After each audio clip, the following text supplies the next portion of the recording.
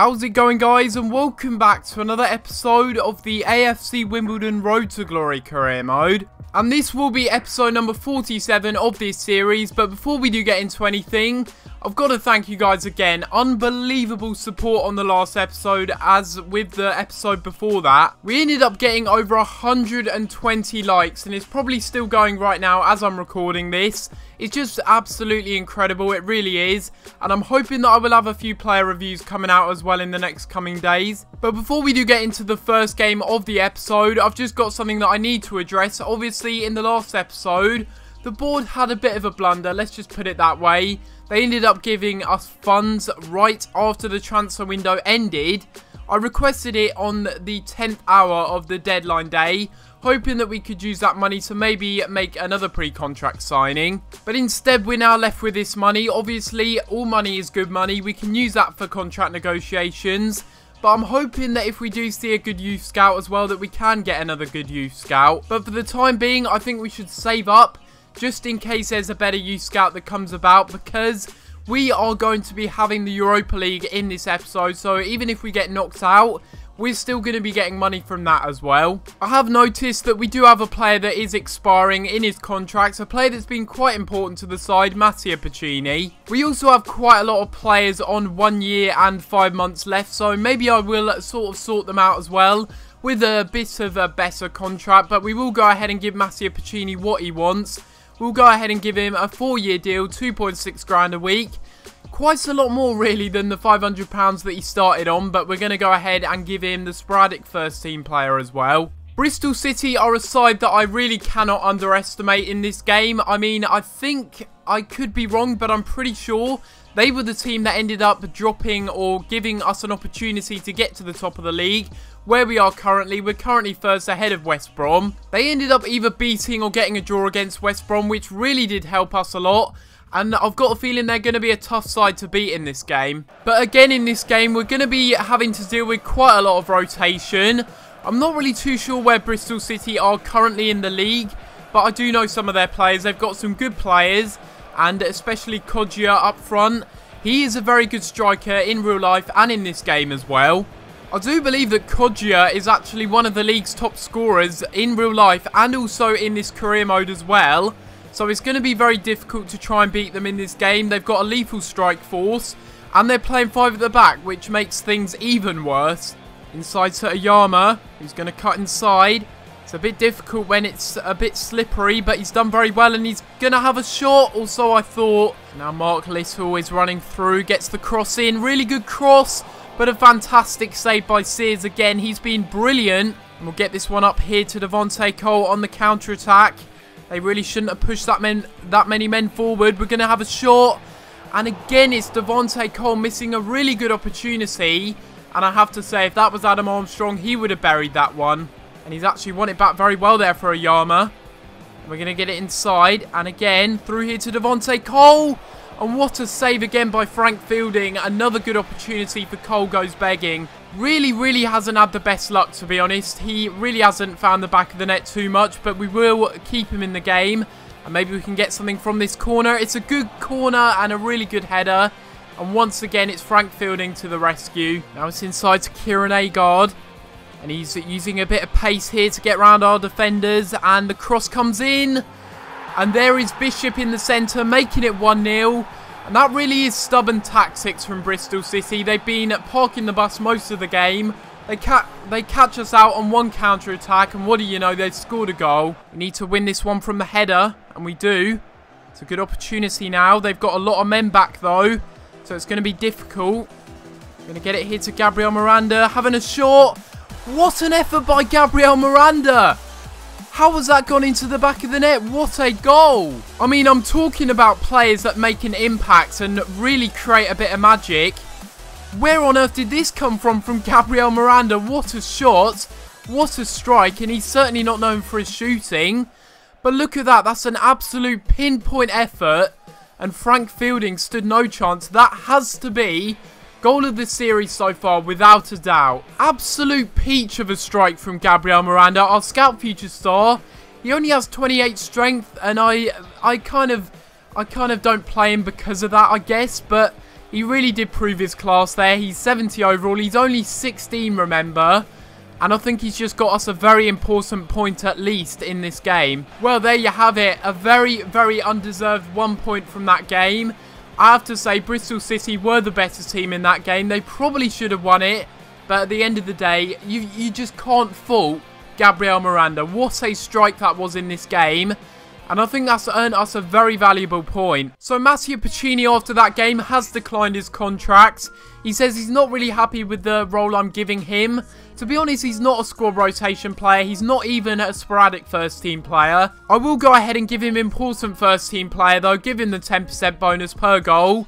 And see if he does accept this one. So here we go. We're going to be taking a little look at Lee Lucas. Now we've got the final scout report on him. I haven't actually seen him yet, so this will be a very interesting one. And here we go. He is 80 rated. Wow, that is a big surprise, I will be honest. To be honest, his individual stats aren't really that spectacular. You know, he's got good attack positioning, good mentals overall, but the physical stats, my word. 93 stamina, 83 strength. Really good pace, good agility, good balance. He may only be 80 overall now, but I've got a feeling he will be higher when he does join the club. All players that play for AI teams get the May bump. And because he's a glitch player, I'm pretty sure he does go higher than this in his glitch potential. So we've got a bit of an issue really with Matteo Pacini. I gave him 2 contracts. He's declined the second one after I tried to improve his squad role. Clearly, he thinks he's a crucial first team player. That's probably why he's having a bit of a hissy fit here. Usually, it's just about giving them more money though when they say this. So I'll give it a couple of weeks. And then when Matteo Pacini has sorted his head out, we will just give him a new and improved contract. This is arguably the most important game that we're going to be having this season. It's going to be against Lazio here. This will be the round of 32 of the Euro League. I call it the Euro League. It should be called the Europa League, but obviously they don't have the licenses. Lazio, they are a good side. In real life, they've got some very good players. They're doing quite well in Serie A, and it's going to be a difficult game, this one. I say this is going to be a difficult game. Difficult is probably a bit of an understatement. I mean, Lazio, they're one of the giants of Italy. It's going to be a difficult game. They've got a lot better players than us, let's be honest. Antonio Katdrop being one of those. He will be a big threat in this game. And good defending there by Dakovic. Really heroic, but they get it back. And what a save again by Sears. He is just having a brilliant episode. Back to Parolo, who's done a bit of skill there. He's going to go for a shot as well, and that one is just wide. A very good effort, though, by Lazio. And it's going to be a free kick here for Lazio in a good position. They're going to whip this one into the middle. It's a good cross and a good header, and Tunkara puts it into the back of the net. Is that the Tunkara? I think it is. I think it might be, to be honest. The Spanish striker ends up putting it into the back of the net. And that was a really good cross, I have to say. It's probably one of Lazio's biggest threats in this game is their set pieces. They've got players like Kondrava who can really whip a ball in, and we've conceded the first goal of the game. And we're going to try and play this one short. I see a man on the edge of the area, actually. And it's going to be Billy King, the long shot specialist. Off the bar, what an effort that was. Tunkara keeps it in play, gets it into the middle. It's a good cross. What on earth is Sears doing? Oh no. Deary me, that is not a good bit of play there by Sears. He's been very good, don't get me wrong. But I think in this game, he's had a bit of a blunder there with that shot. That is not what I really expect from a goalkeeper that's going to be starting for us in the Premier League if we get there next season. Really, really poor mistake there. He should have just left it. Now it's out wide here to Kishner again, who's really doing well in this game. He completely fools our defence and almost scores a very good goal there, and a Yama-esque goal. Yeah, I'm a bit deflated after that game. I think that's a bit of an understatement. I'm devastated, really.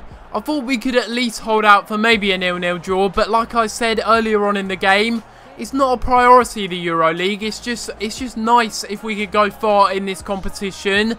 But obviously, we're in the Championship. We need to keep it real.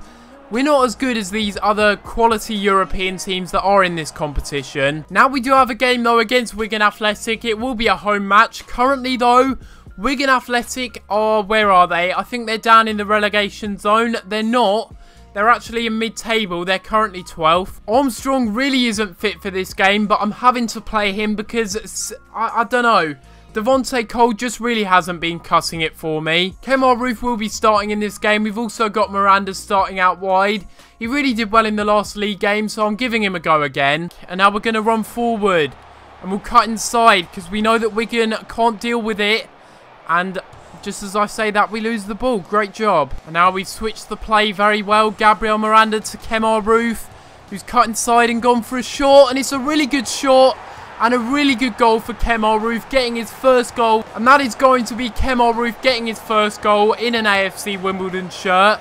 A really good one at that as well. Cutting inside, unleashing a powerful shot that comes off the post and does go into the back of the net.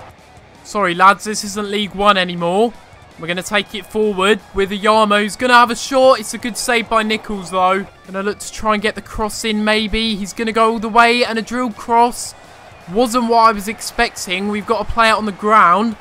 I'm not even sure who that is. That might be Armstrong. If it is, that is a bit of an issue. We're going to try and win it back, and there we go. He's still on the ground. Oh my god, whoever that is, this is some serious problems for us. So Jake Reeves was down for at least 3 or 4 minutes there in game. Bit worrying, to be honest. I think that's going to be the end of his season if he gets a big injury. We'll try and get it in to Billy King, and again into Tunga. And we're getting a bit of space now. It's going to be Ayama having a shot. And what a powerful effort that is from Ayama, and a brilliant finish. That is going to wrap up the 3 points in this game very nicely. We haven't really had too many opportunities on goal, but look at that.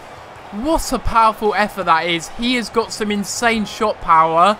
And that combined with his really good finishing, it's just deadly. It really is. And there you have it. We end up getting a very, very good 2-0 win here against Wigan.